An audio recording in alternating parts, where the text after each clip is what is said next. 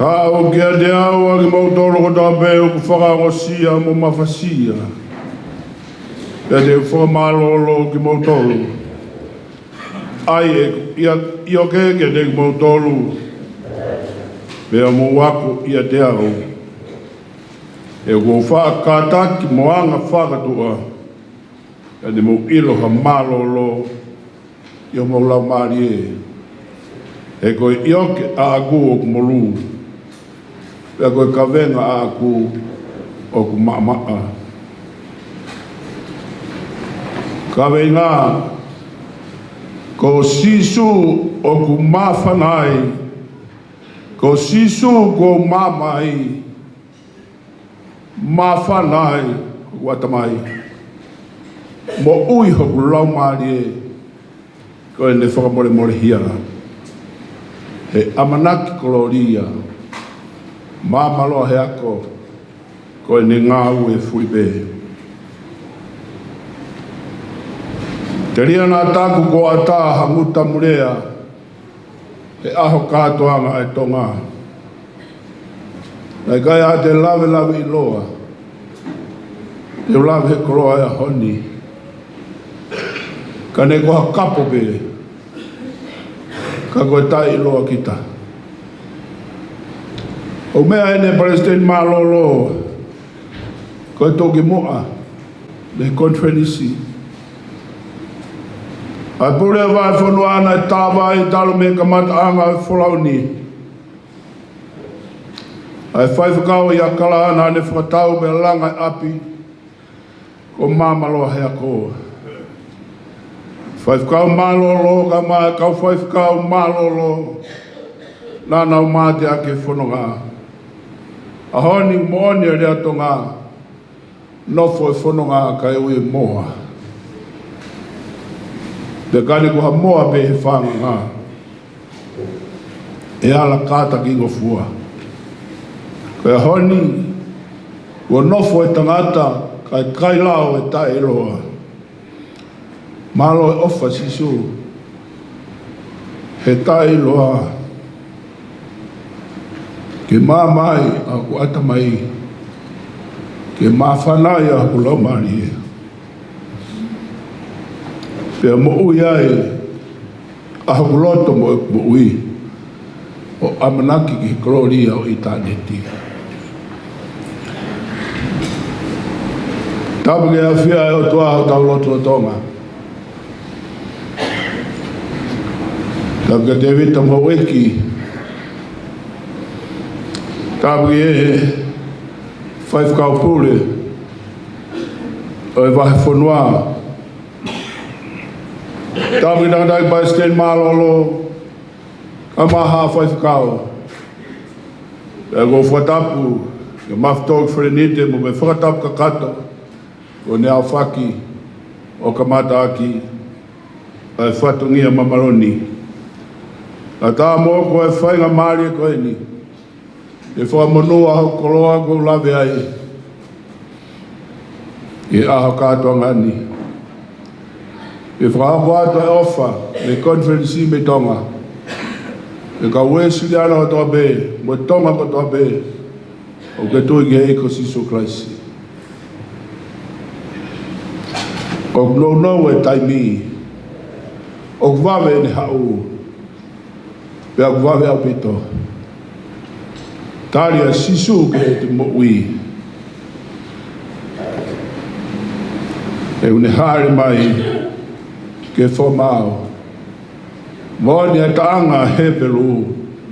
Koe kai a mea na ngāhi e tae a tāng he ne a whio. O ku tere fua me to kai maananga e mea katoa be. Ia te ia te tau whamau ki ai. Ko sisu Christi. Ai tau matai koloa. Porfolfolau kai ko spela hike mātiu wātātaha. Vesi ua wālung he tolnoa. O go tokange ngahi ku pui lea koe ni. Hao kia te au. Koe wholwhola ia sisu. A ku mautolu o whakawasia mo mawhasia. Hono wā. Ai e ku ioke. Kia te ku mautolu. Hono tolu. Ako ia te au. he ko whakataki moanga whakatua. Ko spēna hike make e mātiu o whāhanu kawenga. Raki, ko spēni ke whakakato ngāhi palofisai me ngāhi hoko kotoa be, nai whakatu he whakamotua. Plano ake ai mātiu vai uraki vesu raki, ko e tohi hoko eni o sisu klaisi, ko e hako Abrahame, ko e hako te vita. Mātiu vai nima ve stafitu, nai kai te wau ke whata ngai e lau mo ke tohi palofita, ka ke whakakato. Ka wenga ono wā, ko e kōsperi na hiki e mātiu, ko e kōsperi ki he siasi. Ka ke whemau ha mea whekaaku mo siasi, lau e kōsperi na hiki e mātiu. Mātiu vai tāno me stavalu ki he ua noa, por fola sisu ke hene kaua ko hai au I homo lau. Pea tari e pita, ko e misa ia ko e alo e o tua moui. Pea tari e sisu ke te ia, I he funga makani, te ulanga I hoksiasi. O koe kai langa ha sias I hapita. O kulanga e siasi I a sisu klaisi, ko e misa ia ai o tua.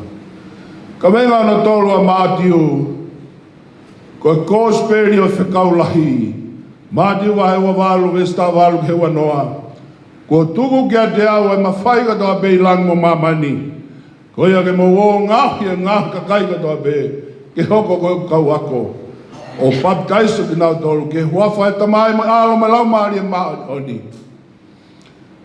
Pe a ko I ki nau tolu, ke nau tala mo fua ke tutu uni katoa be atu. O e palome si, te wea teki mo tolu maua I pe e au, o aku ki he ngatanga o mamani. Ka wenga hono wha, koe kōspiri ako. I e tau I mamaloa he ako, ko whakau atu he ka wenga koe a mātiu. Koe kōspiri ako. Mātiu wa he tahataha.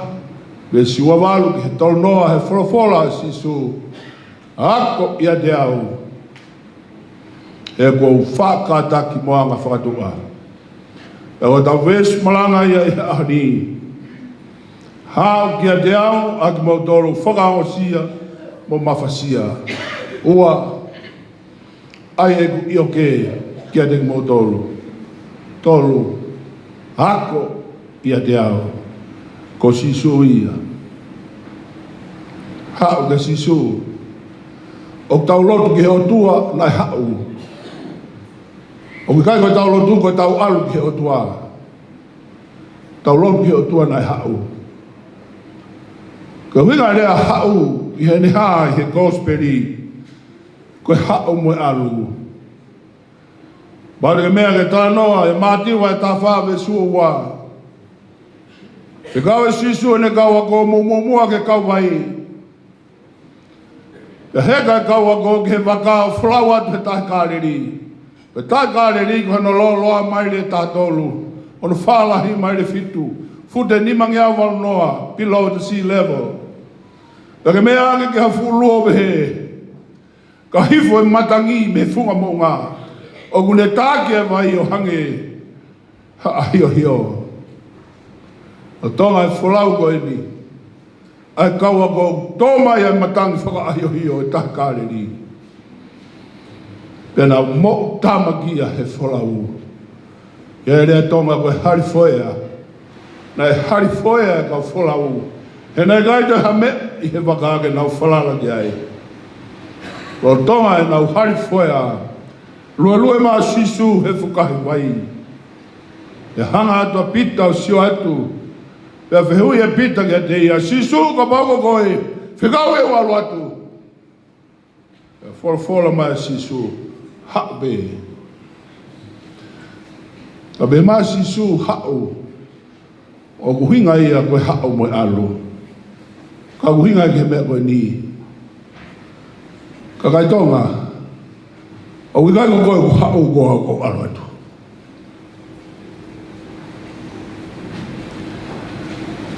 Pita, how we got to go out. Pia yo fo ma ma ke te au. Hei ga te ki ngato he vai. Tai bena hiki ai fo fonga pita sio ke matangi mo pia u. Ngoto hi fo pita he loto vai. Kai nga e kawa sisu e au ni ke tonga ka tabe. Ha. He we ga go ha u. Ko au atu. Tau lotu ki hao tua na e hau. Ngai lotu la lahi o mama ni o te fito he nau aru o kumi o tua. Pare mea ke ngahi loto India. Loto taha una o kumi o tua ko Atman. Loto taha una o kumi i he whaka kau ai tangata. Toku ai maua o tua. Loto taha ko nau kumi ki he palofita. Lord for Christiane, Lord when I hau. O ki kai ko hau ko o tua aluatu. Kake kamata mai he aluatu o tua ki ate koe. Nai hau ai o tua ki tonga.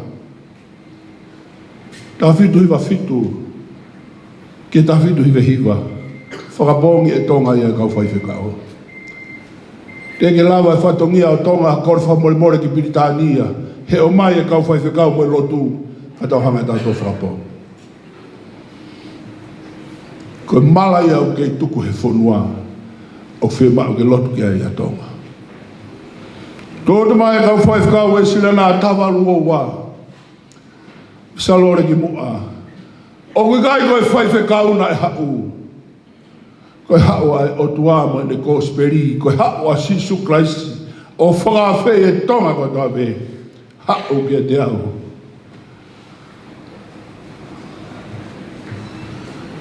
Hao kia te au, a ki motolo whakao sia mo mawhasia. Pa more a te vita mo eiki, anga whakatonga koe anga whakao sia mo mawhasia. Kawei koulai whakapapa, whakakia ki moi, tai whea una, o whakango fua. Ngahi kafa ko ia, ka whakango sia, mo kafa whakamawhasia. Nā, mo ua e tonga hano tau, ia ngahi whewei tabui mo whenof, wafe inof ko ia.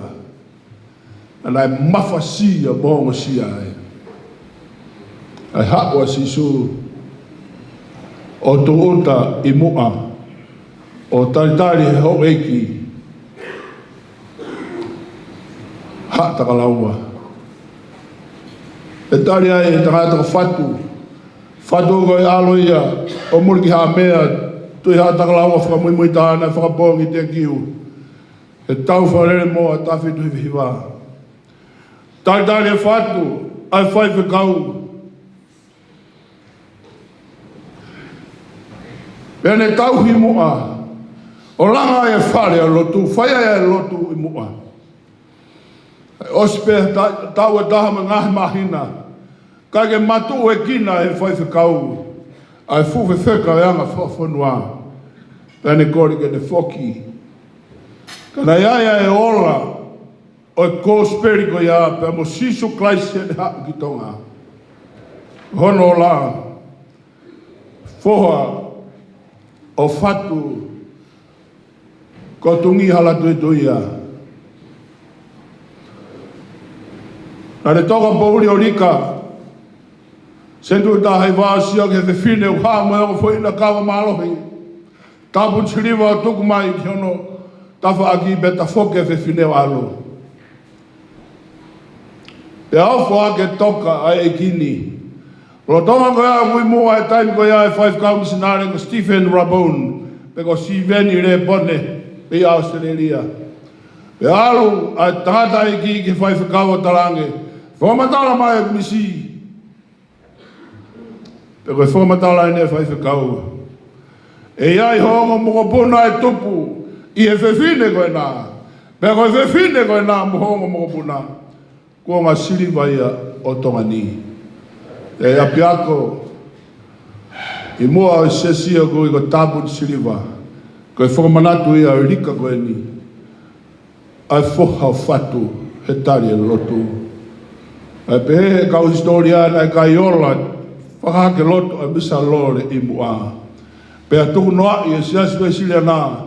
Tō kua oua nā kātoa ngā e seturi hono ua e lotu. I he wanoa ua. Kātoa ki awe ki he wanoa ua no. Whakamore more. Koe rika a tungi halatu e tu ia. Mea i hoko i tonga he ahani. O tau lotu he o tua nai hau ki tonga. Hame o hoko. Tupu ia tungi halatu tu ia tu waho nai pare mia he tau. Tā walu hiwa tolu nai hala ia tu poulaki. Pea tupu ia tu waho a tungi mai le fihi. Pea taane a tungi mai le fihi mo tahine ko salote.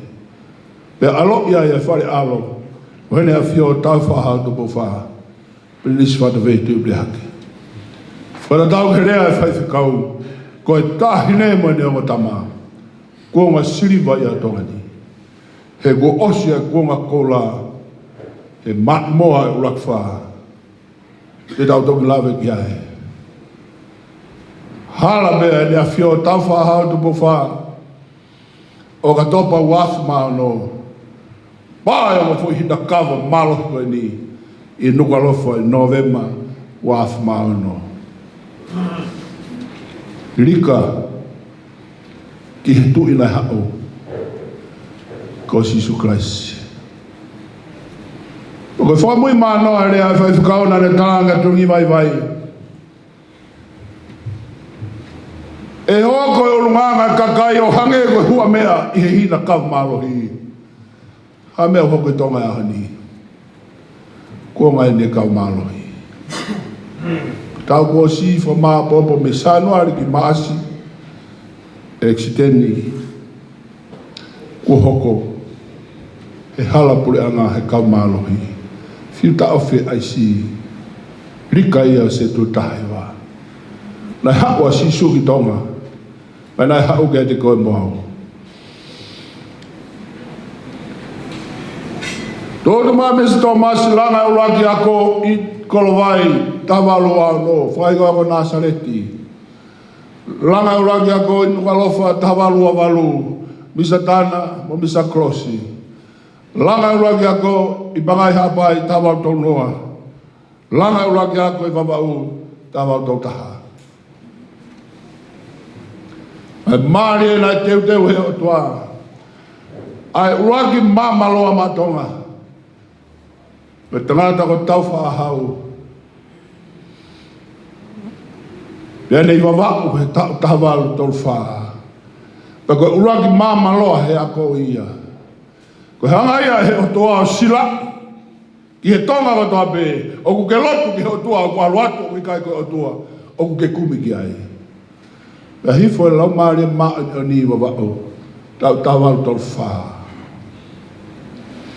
Pea o sia ia. E tau whaahau mo lupe pau I matang maari.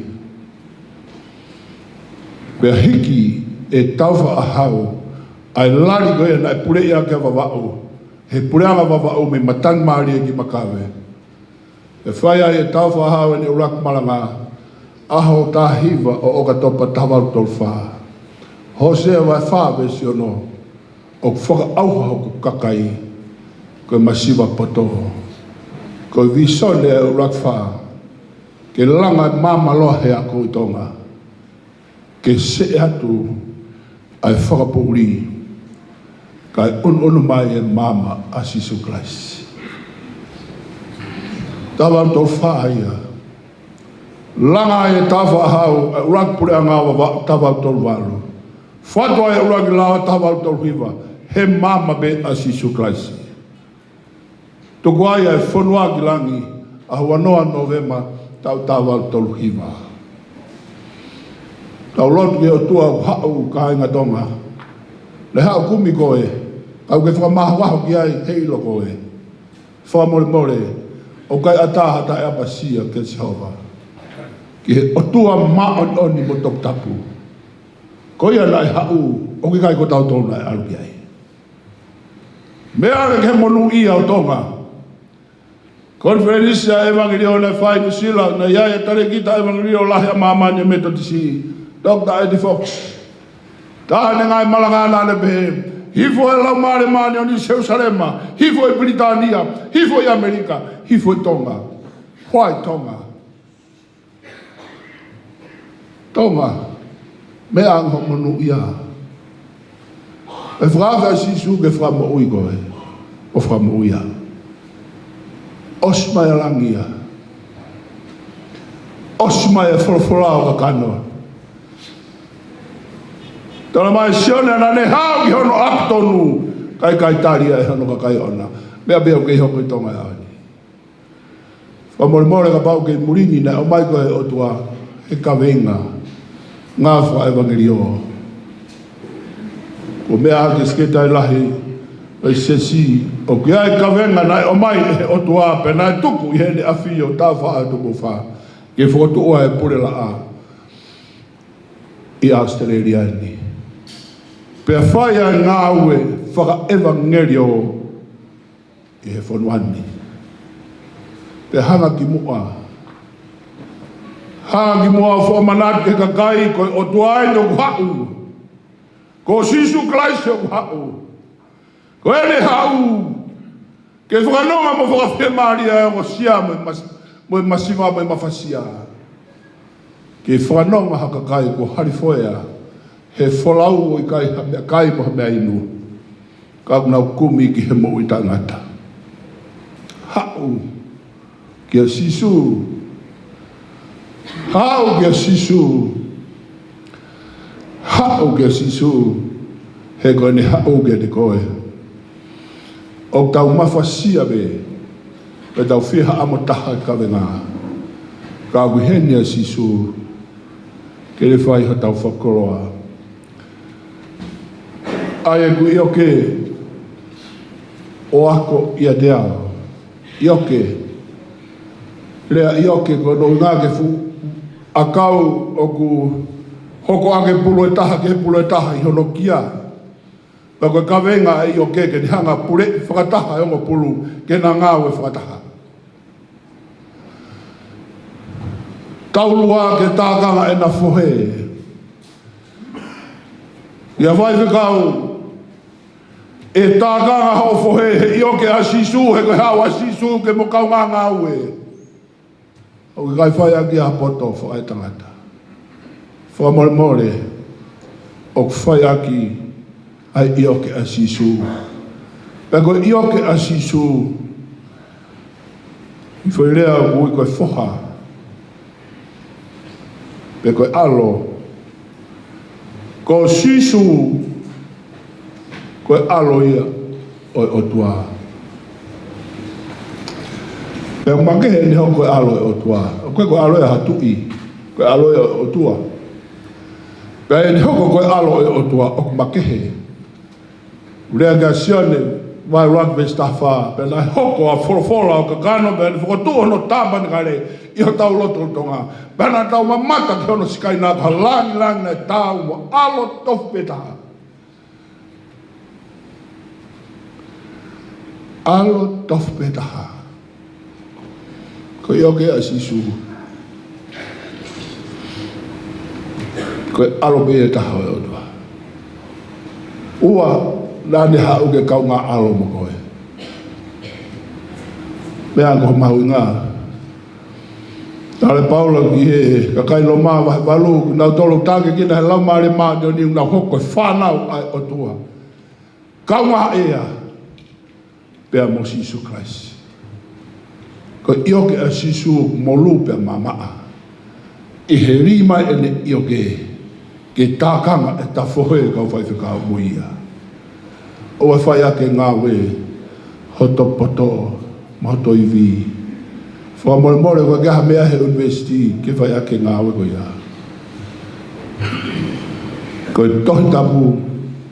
Ko e university ia. E koe silapa ko ia a sisu. Ma be a sisu. Pa uke mea e pe koe. Ko koe uke whakafufolahi ngā e ki te ke ilo be e koe. Malo ke paisten malo lo. Ma dia ki e lau folofola. Malo ata ke paisten malo lo. fonga atu whaifukau pure me kau whaifukau. Wha more more e wau tai toka ngā. Ni ma whai lo at koe, ke māte aki I, ko koloa mātonga, ko wholwhola e o tua. Mālo ka te vitanga, mā pure wahi whanua. Mālo ngā ue, mālo māte atu, ai māmalo he ako. Rang māmalo he ako ko tu bouraki. Hiri bē ne au sia hifo e lau maare maane ni wawao.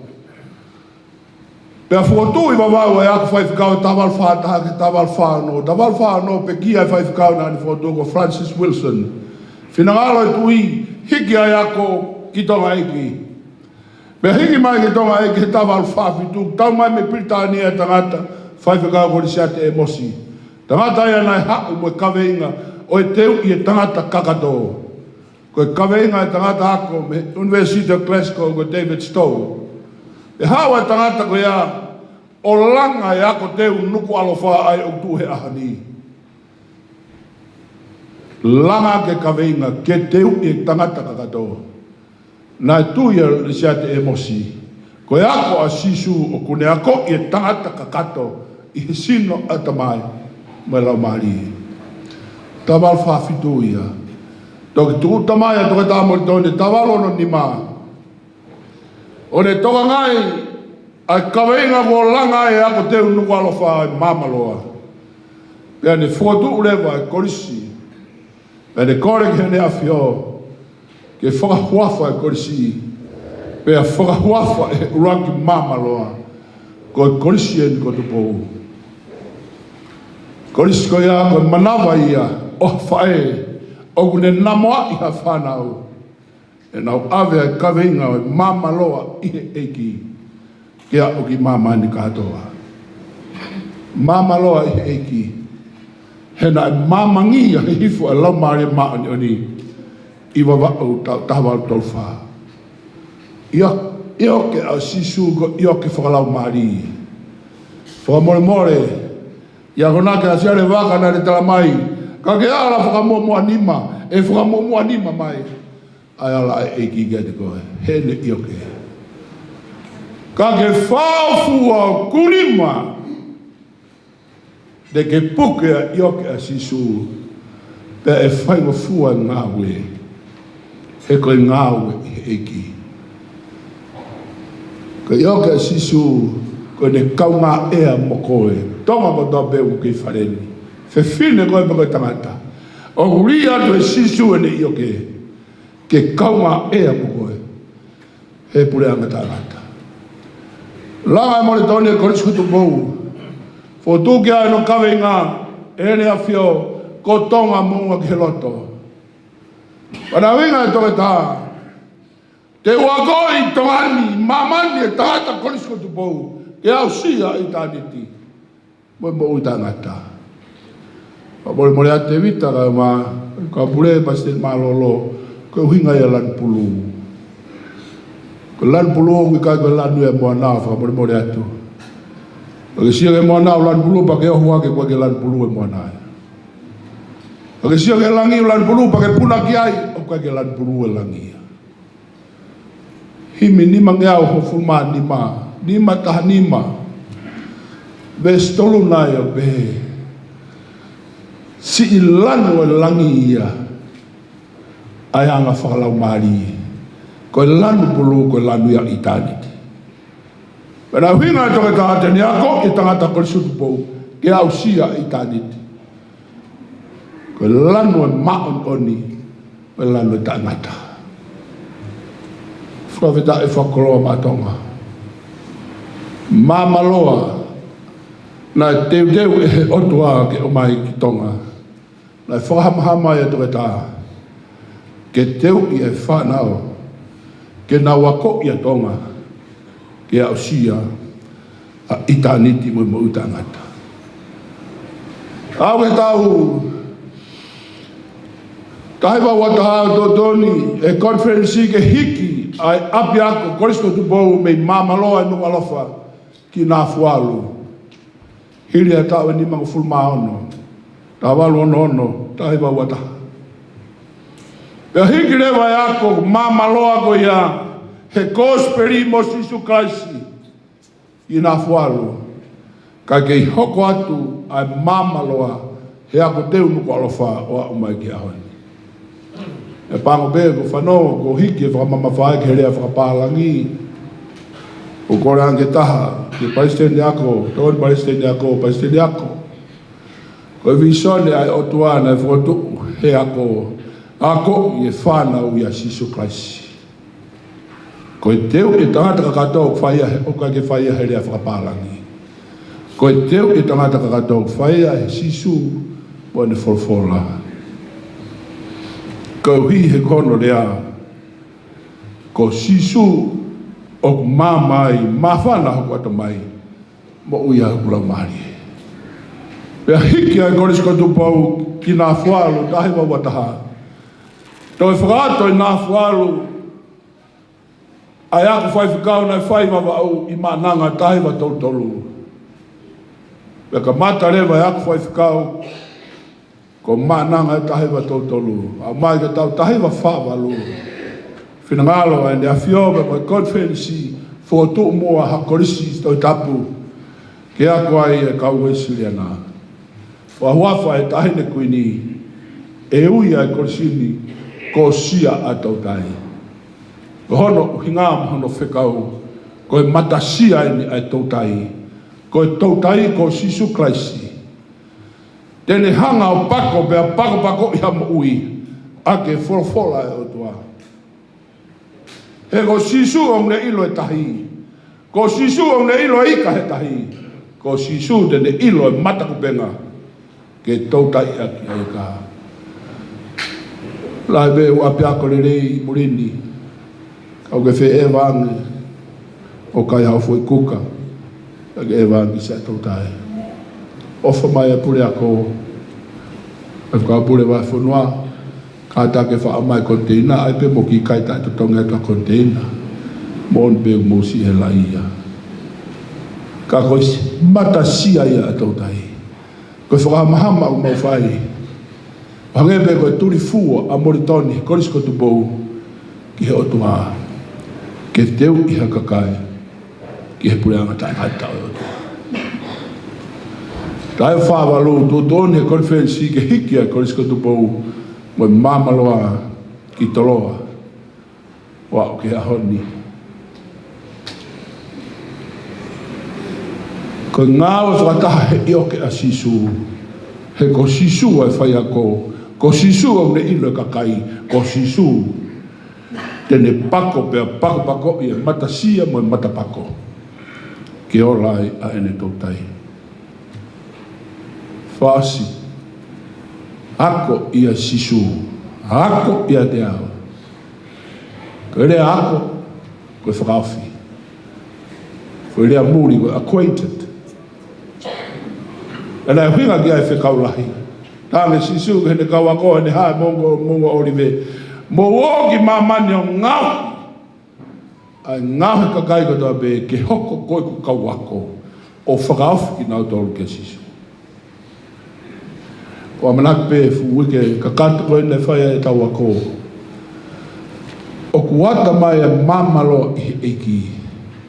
He whakauwhi ki nau tolu e Sisu hene keresi. Ke kāpua ki mwe koloa. O ngā ue. O whaifkao. Koe ako ia koe ke osia. A more.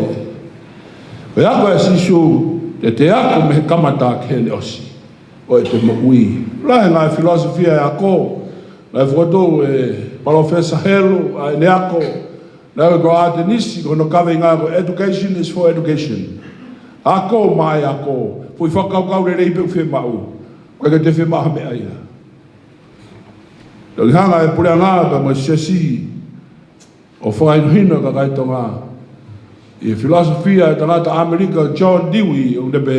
Education is not preparation for life, but should be life itself. Koe ako ka mata be mi manawa. O aku ki e te hu ki tāne kinanga. O whaifka. Koe ako e Sisu ka ki osia.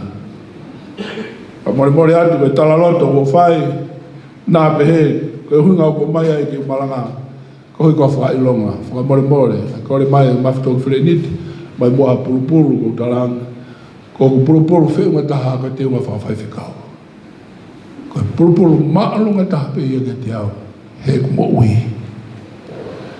o ki kai o ki mama ni ke ang kisa to tai ko ui ko fa ilonga fa ko ka teria na lava fa ofia ai ki sisu ke ne lava faya ngah kakai pe baptize ai kakai e huafa tamai alo me la mari ma oni pe a ko ki na tolu ke tala fua ke tu ni ko to pe sisu le go no palo si te via tek mo tolu ma wai pe e au o ke ngata ama mama